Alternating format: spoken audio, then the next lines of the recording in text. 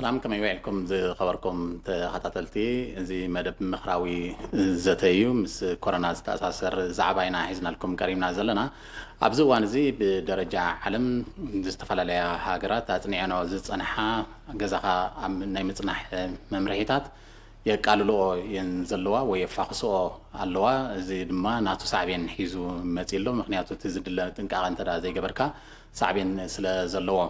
كمتي أقدموا بالعلوي حيل عمام مكلخال كورونا نيا هاجرنا استحبر دما أب هاجرنا ون تي أب جزاها نايمتنا ممرحي ببقر كفاقس مقانو تحبيرون يريو انت دا زقبات انقا زي جبرنا جن تناي مفاقس قمتون انت توسده صعبين كله سلا زغل انتينا خنقبر زلنا حزب تاع قبرالو كميا قباب كنت كمال لنا زي دسستو حسين حجي قريبنا لكم زلنا قدمنا دكتور تصفى سلاسي ايوب كيلا وشتاوي حماماتي دكتور عدمنا خير كاب مساكا عزي مسكنكا قدمي نابتي نابتي حتتات مخادنا حنت سئل الله لومي اب قدم قطري اب اسمرا زو على كنتات سالايناتنا ساميل يوحنس سالو سئلتات الله كمزي تريا زلخايتي لو مقدم قطري زنبريا بسمرا كنتات استفلالي بوتا مالتي تهزب من قصاصو كمزي نريا زلنايو اب عداغا اب شوق يزلو زي من قصاص انتي ريتو لك زي خمس عينت من قصاص بعينين كورونا فيروس كنرياهم كلنا لو مقدم قال ساعات سالنا راي كورونا فيروس كان زي حمشت ورحملو بزعو خزرب صنيحيو تهزبي كاب زناسق ساب زعابه يقع بزعبازي افلطو له مالتي بسنا حساب افلطو يحلو ومبر بتكبر زياده ابز خنفلطو زلنا اذا حمامزي مكل خاليتي زعابه كنغورو زلنا نمنتاي انتلنا حكمنا بزح ولا انت تفتنا كساب حجي وزيتاو خون سلازي قال مالتي حجي خافتو مكل خال حاده تي موشابيو زمون ككبر صنيحو زي اسئله خنريا خلنا جن እንዳዩ አካላዊ ኮሞኻ ማሕበራዊ ምፍነታት እቲ አገዳሲ ንብሎ ምክልኻል እዩ ሕጂ ዝኸውን ከሎ እቲ ምክንያት ካለዎ ምክንያቱም እቲ ቫይረስ ኣብ ኣየር ብዙሕ ክጸንሖ ኣይክእልን እዩ ክኸይድ ተኾይኑ ካብ 2 ሜትሮን ላዕሊ ክኸይድ ስለ ዘይክእል ሕጂ እንድሕሪ ከምዚ ዓይነት ንሪኦ ዘለና እቲ ሰብ እንድሕሪ ክእከብ ክኢሉ ግን እቲ ቫይረስ ብቐሊሉ ካብቲ ሓደ ሰብ ናብቲ ሓደ ሰብ ክሓልፍ ይኽእል እዩ ማለት እዩ ስለዚ እቲ ክትግበር ዘለዎ እቲ ኣስተምህሮ ዝተዋህበ ክሳብ ሕጂ ይግበር ከምዘየለ ዘርእየና ምልክት እዩ ዋላ እውን እቲ ኣፍልጦ ናይ ህዝብና ብተግባር ከምቲ ዝድለ ከምዘየለ ዝሕብረና እዩ اب بدرجه عالم تدارينايو زيناتات زمت زلو ان تغير يمت زلو ان ابن تبع امريكا اب زحلف لهم زو على زينات مع زو على زينات ان زخفتا مالت حزبي كاب غزا نخوت فقدات عاتي صنيحو تن اسرا كفلات هاجرنا امريكا تقطري بكورونا فيروس تلقفو زياده وسيخلو 400 قال نمعلتي زلكف زنبره زدحرز مخفات كن نابشه نمعلتي قطو كيدلو اب تشاينا تمساسالي كما عينت صقم اغاطيملو اب بيجين اب رساته مانايتا كتمان تدارينايو كساب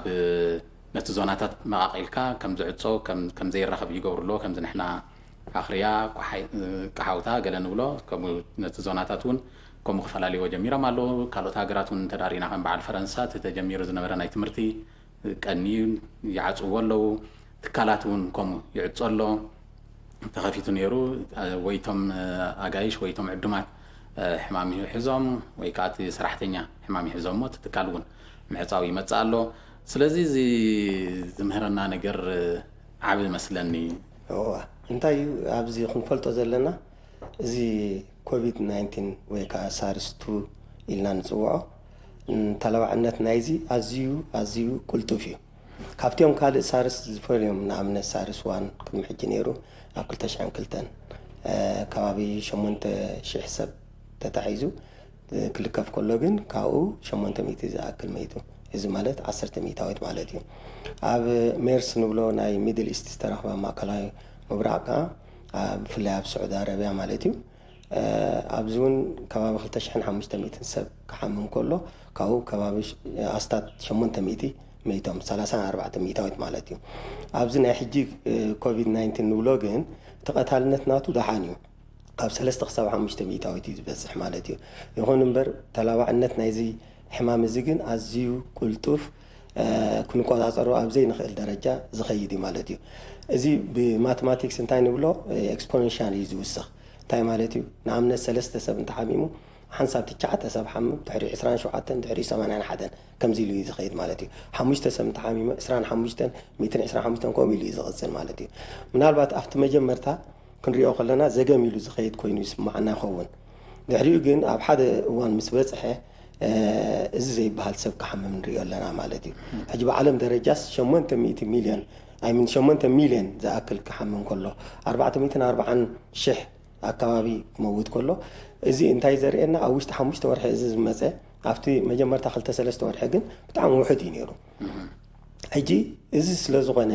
እንታይ እዩ እቲ ቀንዲ ምክልኻል እዩ ማለት እዩ ክንከላኸሉ እንተኮይንና ከዓ ንመከላኸሊ ክንገብረን ዘለና ፕሪኮሽንስ ኣለዋ ሕጂ እዚአን ብተግባር ክሳብ ዘይገበርናዮ ልክዕ እዚ ሕጂ ዝመፅእ ዘሎ እዩ ዝመፅእ ማለት እዩ ከምዚ ሕጂ ዝሓበርካዮ እዚአን ሃገራት እዚአን ከፍኩስኦ ከለዋ እንታይ እቲ ቫይረስ ኣብቲ ሕብረተሰብ እንትሕላኣት እዩ እቲ ዝኸፈ እዩ ምክንያቱም እቲ ናቱ ክላስተርስ ብቐሊሉ ክንፈልጦ ኣይንኽእል ኢና ኣብዚ ክንግንዘቦ ዘለና እንታይ እዩ ሓንሳብ ኣብ ሕብረተሰብ እንትሕላኣት እዩ ነፍሲ ወከፍ ሰብ ዝነኣሰን ክሳብ ዝዓበየ ሕሙም ከም ዝኾነ ጌርና ክንወስዶ ክንክእል ኣለና ሕጂ መን እዩ ዘሕልፈልካ መን እዩ ዘይሕልፈልካ ክንፈልጦ ኣይንኽእልና ካብ ገዛ ውሽጢ ጀሚርካ ክሳብ ኣብ ደገ ክትከይድ ከለኻ ማለት እዩ ስለዚ ኣብዚ ናይ ማሕበራዊ ጉዳያት እንድሕሪ ኸድና እውን ከምዚ ምትእኽኻብ ኣብ ዕዳጋ ድዩ ከምዚ ምትእኽኻብ ኣብ ቤት ትምህርቲ ድዩ ኣብ ለቕሶ ኣብ መርዓ ከምኡውን ኣብ ዕዳጋታት እዚ ምዝህሉ ሕጂ ሓደ ሰብ ነዚ ኩሉ ሰብ ከላውዖ ከም ዝኽእል ክንፈልጥ ኣለና እዚ ስለ ዝኾነ ከዓ እዩ እቲ ሎክዳውን ምፉኻስ ክመፅእ ከሎ ብኡ መጠን ከዓ እቲ ናይ ለበዳ እንደወስኸ ዝመፅእ ዘሎ እቲ ሰብ ምናልባት መድሃኒት ክርከብ ይኽእል ይኸውን ወይ ድማ ክታበት ክርከበሉ ይኽእል ይኸውን ኢሉ ክሓስብ ይኽእል እዩ እዚ ኩነታት ከመይ እዩ ዘለዎ ኣብዚ እዋን እዚ ናይ መድሃኒት ናይ ክታበት ናይ ኣብዚ ፅቡቕ ሕቶ እንታይ እዩ ነዚ ኮቪድ-19 ብዙሕ ዓይነት መድሃኒታት እዩ ተፈቲኑ እዚ ዝተፈተነ መድሃኒት ከሰሪሕ ዶ ንኣብነት ንምጥቃስ እንዳሕልደሊና ንዓሶ ዝወሃብ መድሃኒታት ከም በዓል ሃይድሮክሲ ክሎሮኪን ዝበሃል ክሎሮኪን ፎስፋት ምስኡ ተወሳኺ አዚትሮማይሲን ወሲካ አዚትሮማይሲን ዋላ ፀረ ባክቴርያ ይኹን እምበር ነቲ ኢሚኒቲ ወይ ከዓ ሕማም ምፅዋር ዓቕምና ዘመሓይሽ ማለት እዩ እዚ እውን ተፈቲኑ ብሳልሳይ ነቲ ቫይረስ ክቐትል ይኽእል ዝበሃል አንቲቫይራል ኤጀንትስ ንብሎም ማለት እዩ እዚኦም እውን ተፈቲኖም ከም በዓል ሎፒኖቪር ሬቲኖቪር ዝበሃል ምናልባት ረሚዴሲቪር ዝበሃል እቲ ዝሓሸ ውፅኢት ቁሩብ ይህልዎ ይኸውን ተባሂሉ ተገሚቱ ዝነበረ እዩ እዚ እውን እንተኾይኑ ፌል ገይሩ ማለት እዩ ድሕሪ ስቴሮይድስ ዝበሃሉ መድሃኒታት ኣለዉ እሶም ተፈቲኖም ፕላዝማ መሃብ ጀሚሮም እዚ እውን ክኸውን ኣይከኣለን ኢሚኖግሎቡሊንስ ዝበሃሉ ኢንተርፌሮንስ ዝተፈላለዩ ዓይነት መድሃኒታት ተፈቲኑ ማለት እዩ እዚ ኩሉ ግን ክሰርሕ ኣይከኣለን ምናልባት ተስፋ ክህልወና እንተኾይኑ ኣብ ክታበት እዩ ማለት እዩ ሕጂ ክታበት እውን ብዙሕ ክታበት ተፈቲኑ እዩ ክሳብ ሕጂ ምናልባት 8 ዝኾና ክታበት እየን ናብ ወዲ ሰብ ትሪያል ተፈቲነን ዘለዋ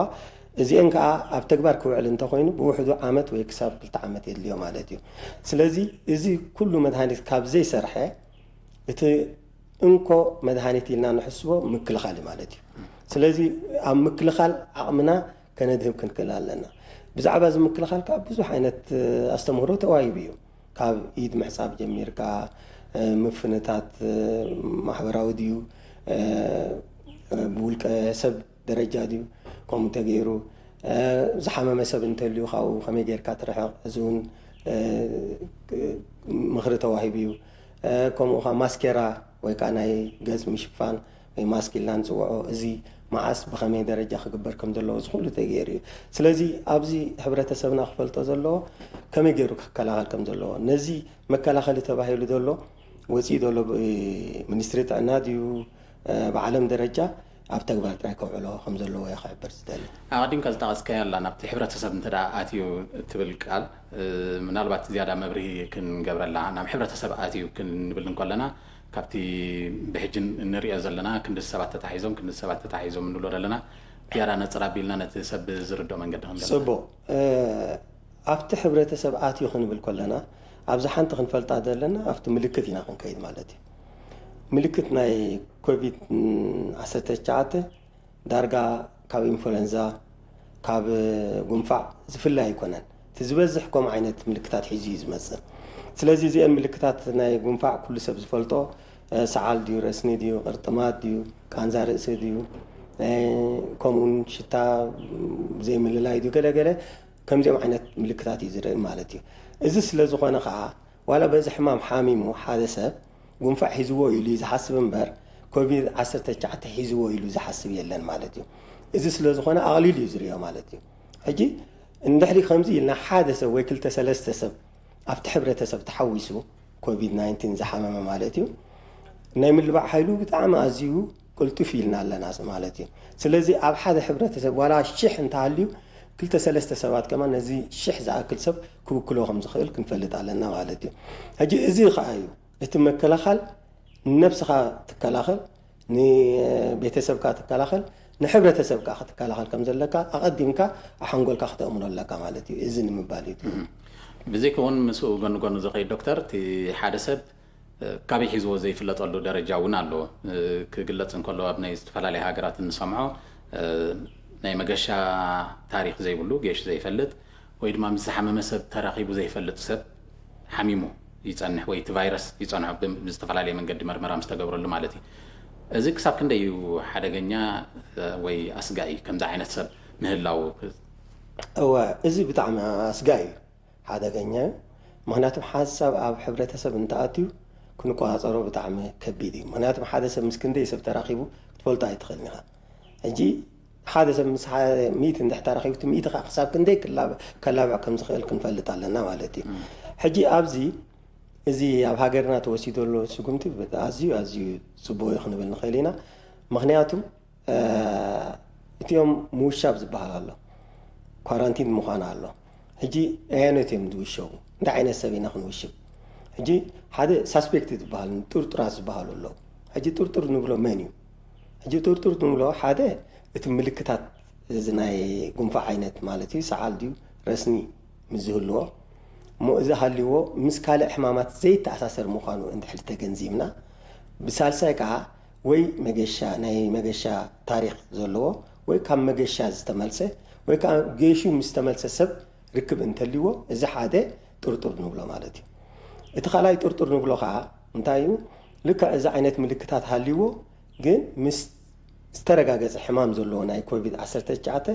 ርክብ እንተነይርዎ እዚ እውን ካልኣይ ጥርጡር ኢልና ንፅውዖ ማለት እዩ እቲ ሳልሳይ ጥርጡር ኢልና ንፅውዖ ከዓ ከምዚ ዓይነት ምልክታት ሃልይዎ እሞ ከዓ ክሳብ ኣብ ሆስፒታል ምድቃስ ንኣብነት ሕፅረት ትንፋስ ሃልይዎ እቲ ዝኸፍአ ናይ ኮቪድ 19 ዝበሃል ሕማማት እንድሕር መፂዎ እሞ ኣብ ሆስፒታል ክድቅስ እንድሕር ክኢሉ እዚ እውን ከም ጥርጡር ንሓስቦ ማለት እዩ ሕጂ ከምዚኦም ዓይነት ሰባት ክትገድፎም ኣይትኽእልን ኢኻ ንበይኖም ክውሸቡ ከም ዘለዎም ኢና ንገብር ማለት እዩ ኣብዚ ሕጂ እዋን ግን ኣብ ሙሉእ ዓለም እዚ ሕማም ተዘርጊሑ ስለ ዘሎ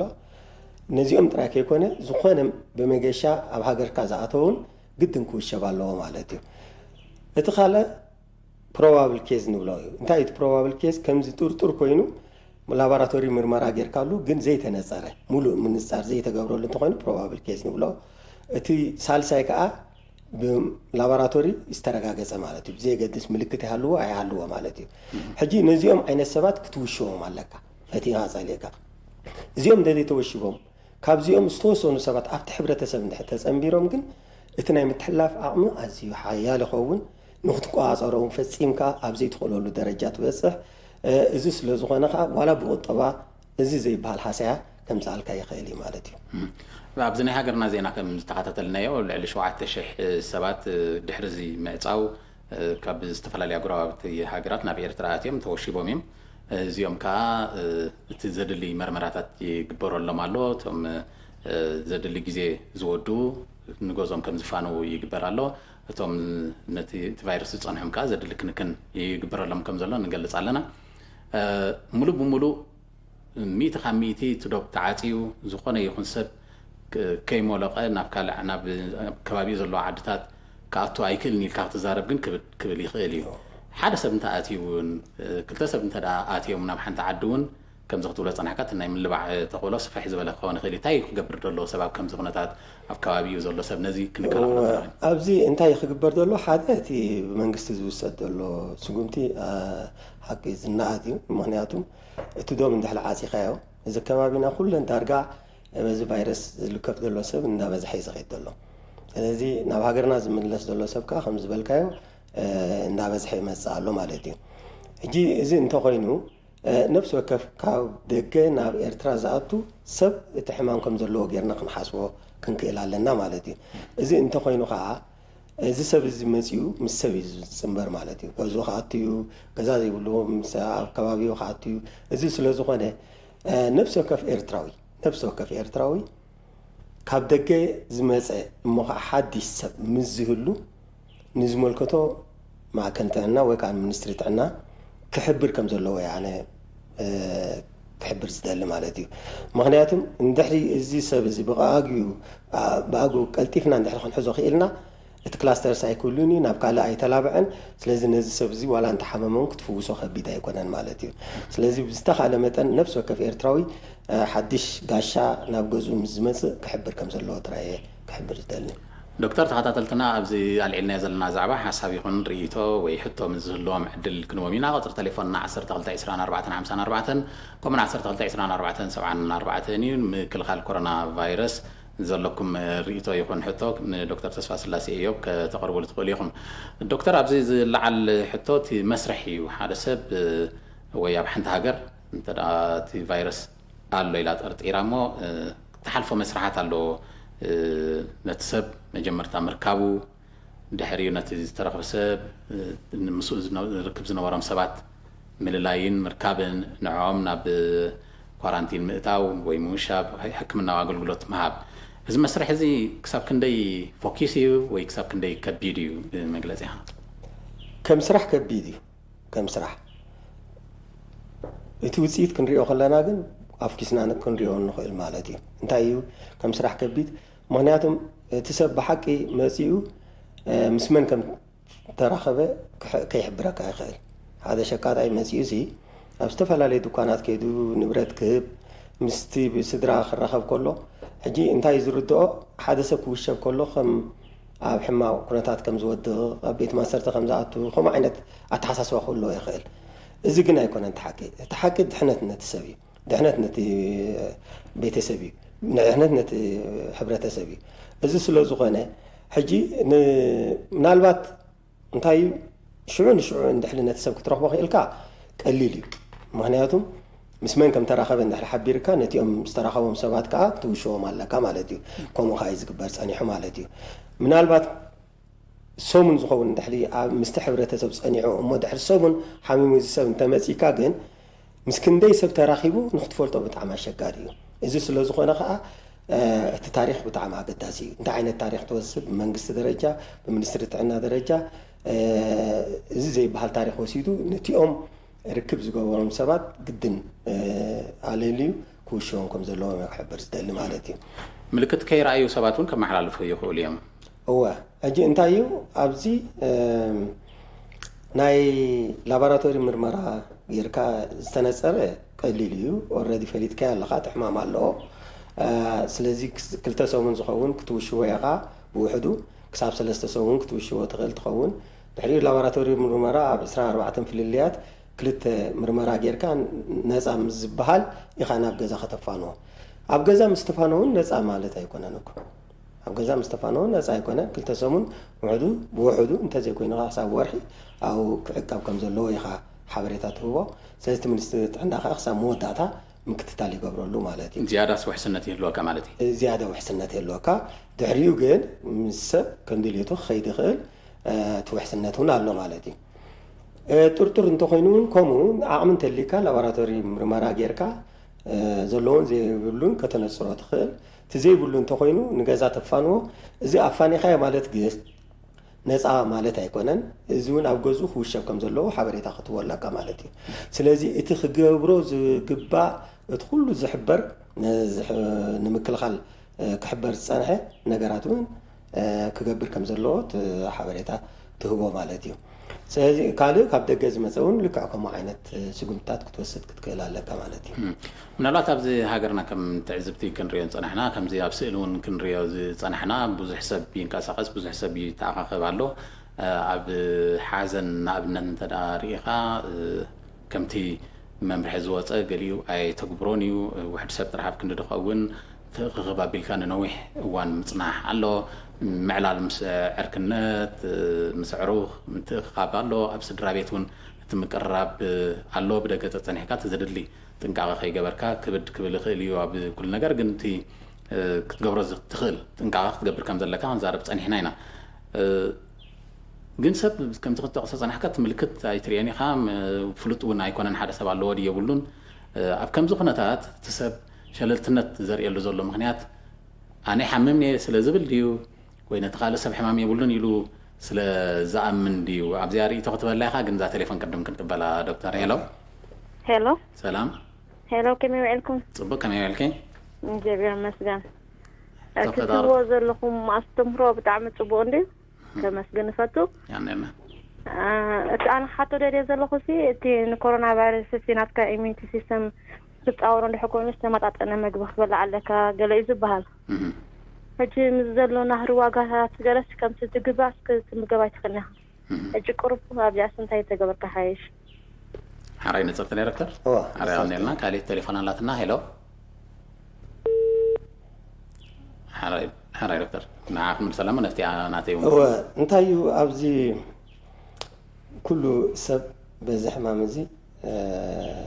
ማዕረ ተነቃፍነት ኣለዎ ክንብል ኣይንኽእልን ኢና ዝያዳ ተነቀፍቲ ዝኾኑ ሰባት ኣለዎ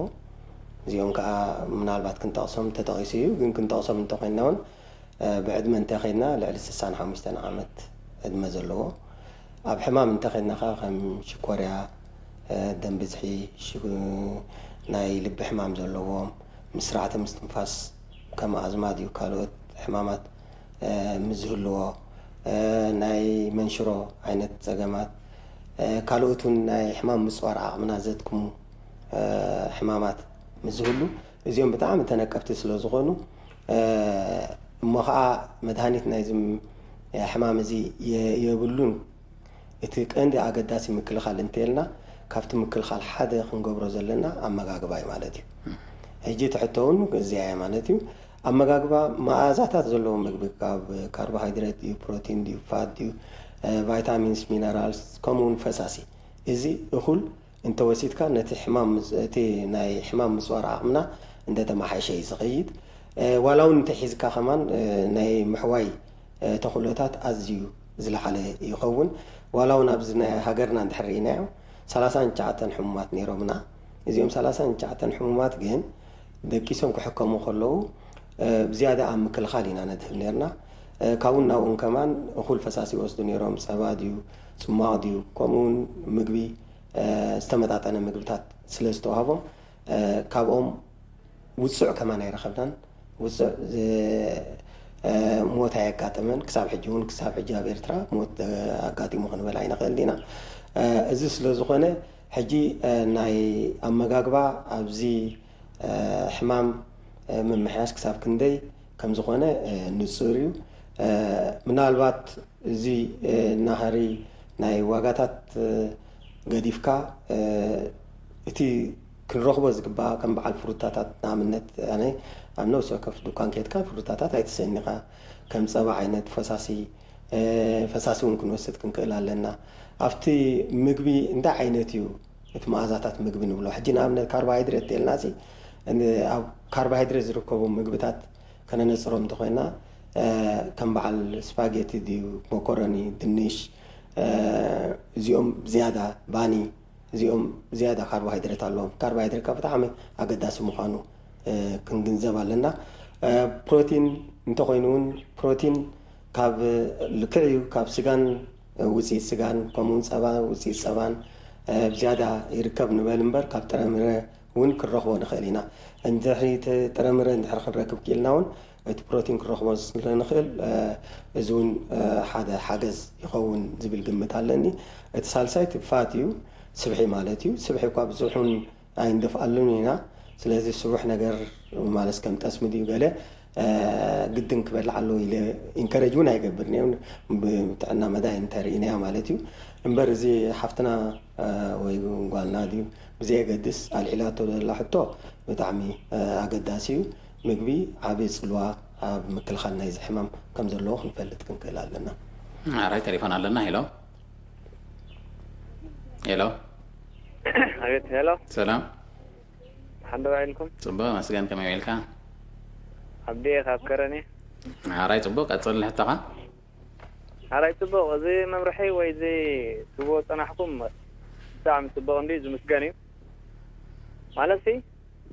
تمنقسي بدعمي بقى ويتي عامو صراحة يسرح اللون ديون من كل خال كارتي كورونا فيروس. هجيك انت يعني يبل كم زخطب له صنحت وي كم زخطب له صنحت دكتور سن طوعا زنبره ستة أنا قرادين ولا فروتات طوعا صنحت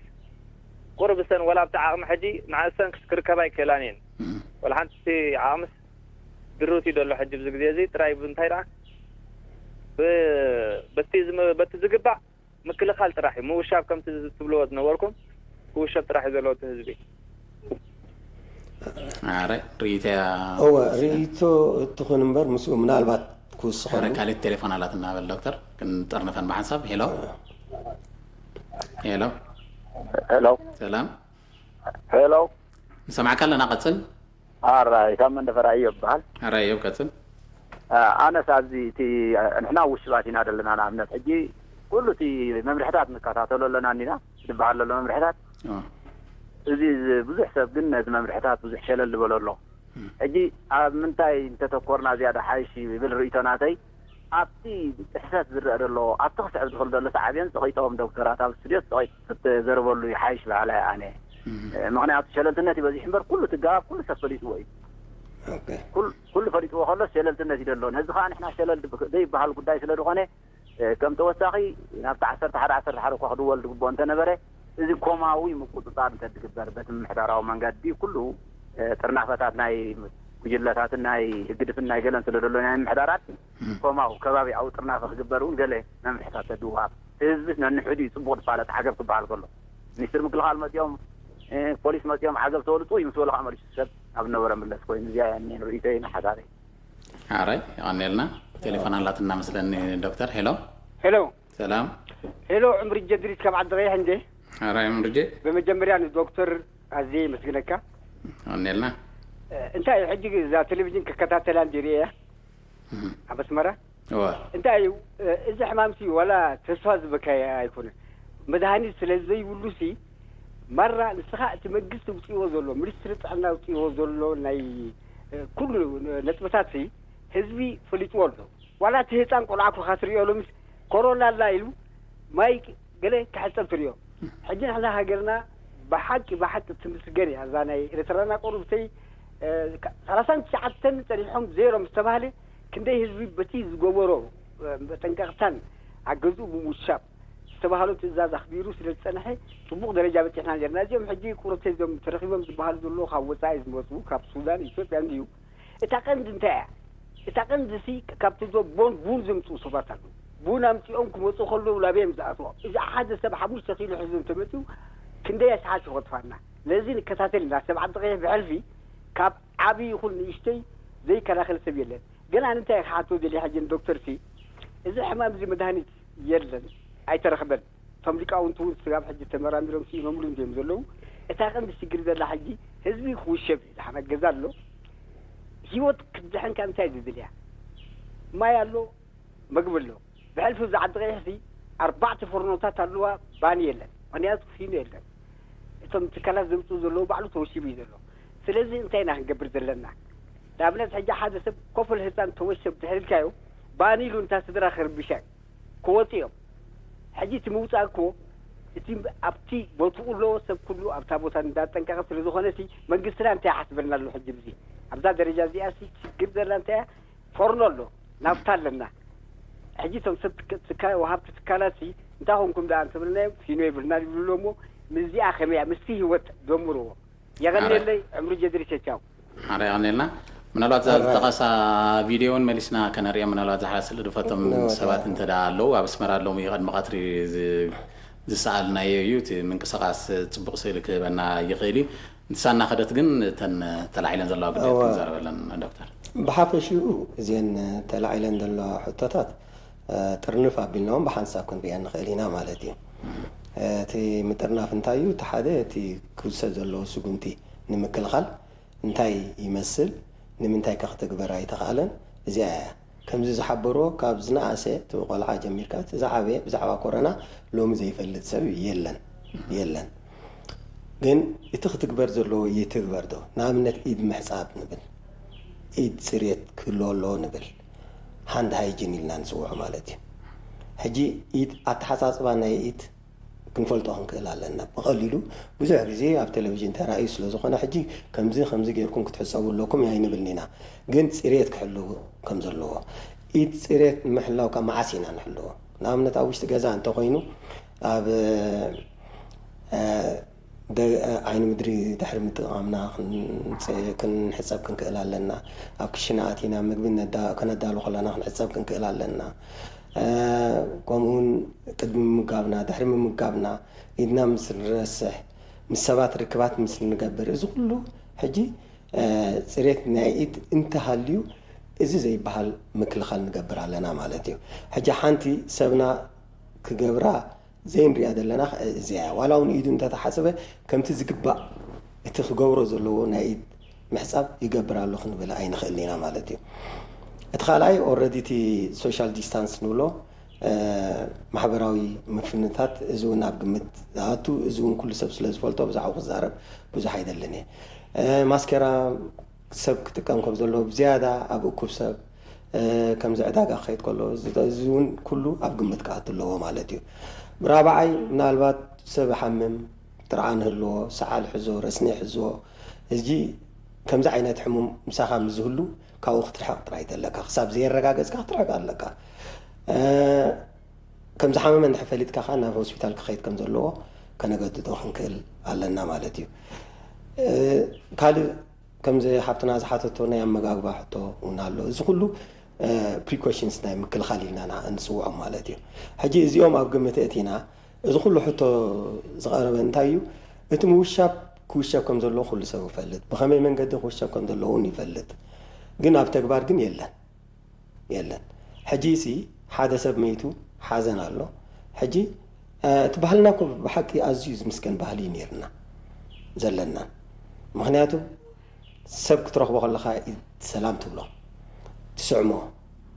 ብሓንሳብ ኮንካ ትዕልል ቡና ኣፍሊሕካ ፋሚሊ ኩሉ ተኣኪቡ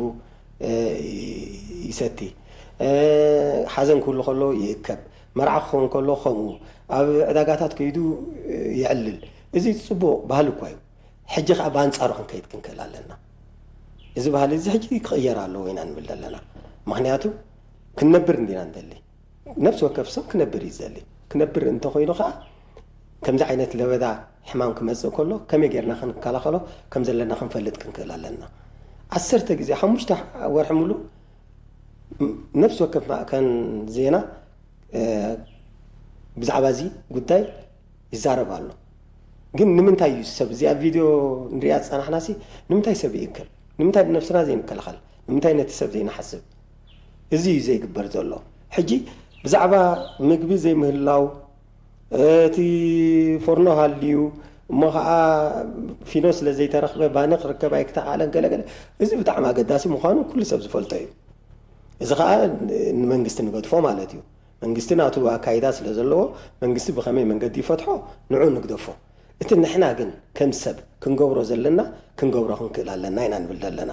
ሕጂ እዚአን ከዓ ብጣዕሚ ቀለልቲ እየን ከበድቲ እውን ኣይኮናን ኣነ ነብሰይ እንታይ እየ ዝገብር ብዝተኻለ መጠን ገዛ ኣለኹ ኮፍ ኢለ ስራሕ ክኸይድ ተኮይነ ስራሕ ከይደ ከዓ ማስክ ምክንያቱ ናይ ሕክምና በዓል ሞያ ስለ ዝኾንኩ ነብሲ ከፍ ሕክምና በዓል ሞያ ከዓ ምስ ሕሙም ክራኸብ ከሎ ማስክ ክጥቀም ኣለዎ ኢዱ ክሕፀብ ክኽእል ኣለዎ ከምዚ ዓይነት ምልክታት ናይ ኮሮና ዓይነት ምልክት ምስ ዝመፅእ ቀልጢፍካ ንዝምልከቶ ክትሕብር ክትክእል ኣለካ እዚ ሕዚ ገይረ ገዛይ ተመሊሰ ንስድራይ ዝልክም ኮይነ ኣትምኪ ፅነት እየ ማለት እዩ ስለዚ እዚ ካ ክትሓስቦ ዘለካ እቲ መጀመርታ ሕጂ እዚ ስለ ዝኾነ ብዝተኻለ መጠን ነፍሲ ወከፍ ሰብ ኣነ ሓደራ ዝብሎ እቲ ክንጥንቀቐሉ ዘለና ንጠንቀቕ እሞ ድሕሪኡ بمنجست درجة خفتح زلوا قداك بمنجستي خمي يفتحوها بحبيرنا نرأيه زبل الرأي زلني. بو دكتور كالجون تليفون لنا هلو سلام بيتر كما يلكا مسكين كما يلكا حندو كيلا بالكا بسمرة يمكن حجي حتون حتى كوي بلين جن ريتون ديك أو حفشة أو كلهم عبره تبلو بعلهم تي زلوا خنا تحجي خن كهاتلو هنا بأكلون تي بوتاس لزلنا ويتي أتخابس لزلنا نعزو ولا نندو جن ما بزحت وزي خبز شنكت مش شللتنا تفلالي خا أي ترى له مثلني شللتنا تمثل يكون تهزبي ثلاث صور هم اللي توشي بدله كواجب نركاسي ثلاث صور حكاب ثلاث صور احنا نخيد على كاب ثلاث صور حسي مست ماجوريتي حزبي خاطري ماجوريتي حزبي تدرز حدو مستنيا خون خيلي ويون سرحي وفيرو درابلو تدو تنيرو خون خيلي حجي مستي زلو أبايتا زلو حكم تي زبحال دلون سبب بينو سلاز خون دلو سب نابشن كتبو صالحيو حجي بزيك العالمي زنغرا كاب زخوابينا نهر فتش كافي دارجا زبول عند ساتي عند سأنا سبسي بزيه دلو بزيه قلت ياك نغرا كامالتي ساقام كن كام تاي زمت دلو تي زبحال دلو حبريتا كون سوما لنا توشبون نبهالا لنا رغبتكم حلون نبهالا لنا تريت نبهالا لنا قلن زاز نقرأ نخبر تخوين خوشب تخوينوس أتليس بوغن من كسس قلنا نقرأ تتقرب على البوكو فينو ديو زيت ديو استفلا لي نقراتي تزقرب ليرو وي كرمتي والشباب بحزا حمام كورونا نحن سنه على مسب دغن عزوم يرنا حمام كورونا خمس كنت نغاتي منا بحقرنا اتم خان فلوتي فلوت اد نبرو لغزي غن تمالي سلا مثلني هلو كاس اللحن عراي سلامو قرنفا بالله اقديم كاسيتي مدلوات اي تغبرن تني في نعي بوين نسمعنا مالتي اقديم كاسي نتحزب خدليو زغل نحن توشي بالكي حون كاس مبلع خستي مستايكد لي قرب كدلي أقدم كاسوسي تقريبا تدصنح وي تخنز وارح قمقامي حتوسدكو تين مدبره من قصاص حسا تبينا نفلتينا يعني فريق من قصاص ايرتران فلتينا انت عينت قطوه من قصاص سالس نفلتينا أقدم كاس كحسبوا لنيرو تقميتو تدصنح سبقتي انت حسب قلت مثلا ميكيل انت مسيلك اذا ناتك حسب تراخ يكونه ناي نفسك في ايرترا حسابي ابزي ها تام هاليو تا حدا قعدي خا خوينو فسيمو زبل عزي بلو كما عينا فلالينا خنريو يبلنان تايدا كله كاب ايدنا باف مخانو كل سبز فلتايو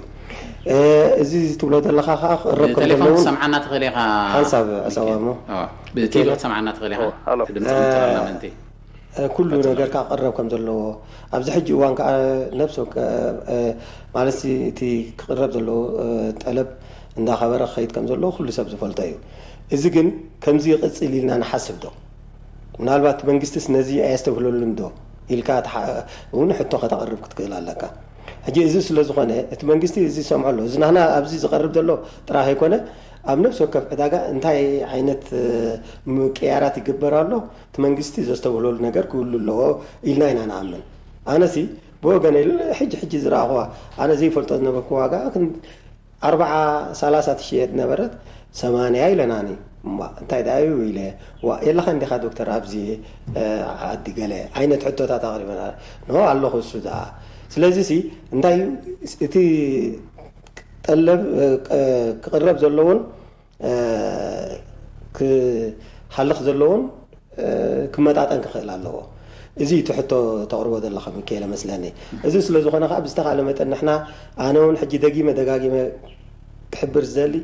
እዚ ጉዳይ እዚ ንመንግስቲ ዝምልከት ስለ ዝኾነ ንመንግስቲ ተገደፍና ኣይሓይሽ እቲ መንግስቲ ብኸመይ መንገዲ ይፈትሖ ቀሲልና እንተራና ኣይሓይሽ ማለት ናይ እምበር ኩሉ እቲ ክህሉ ዝግባእ ኣሎ ኣብ ዕዳጋ ኣይኮናን ንብል ዘለና ስለዚ እዚኣስ ኣብ ግምት እትዋ ንምባል ኣብታ ናይ ሸለልትነት ዝተጠቕሰት ነጥቢ ነይራ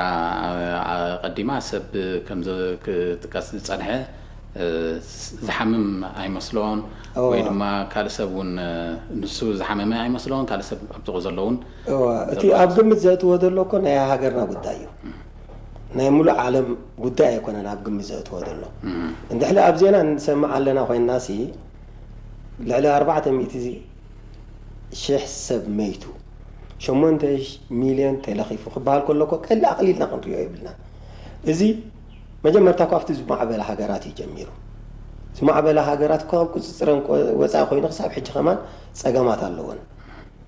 እዚ ከምንታይ ኣብ تين زي ما عبلاز بحالا هاجرات كم أفريقيا ونكمز أي كلنا نأمن دينا أو أفريقيا كو سوار بعد ميتش حكو بس يحلو حجي إذا بس حكو لجن كم تأقدي مز حبركو إذا لازم يلزم قصي لزم سنبر مسجزية جن كوس كم زغل أبغمت كنا تولنا نحب مليونات ندحل زحمهم كوينو زعوا من ناورو ترى كنا نعتق يتسبسك بحق خنا برديو كم زعينة موت انت مس انت خنقبر لنا وممكن حتى تكنكل لنا سلازي تي نحن خنقورو زقبانا نقبر عمنا زفقدلنا بخوما عينت مردعتا اتزب انتقده زحاشة خوين يسمعني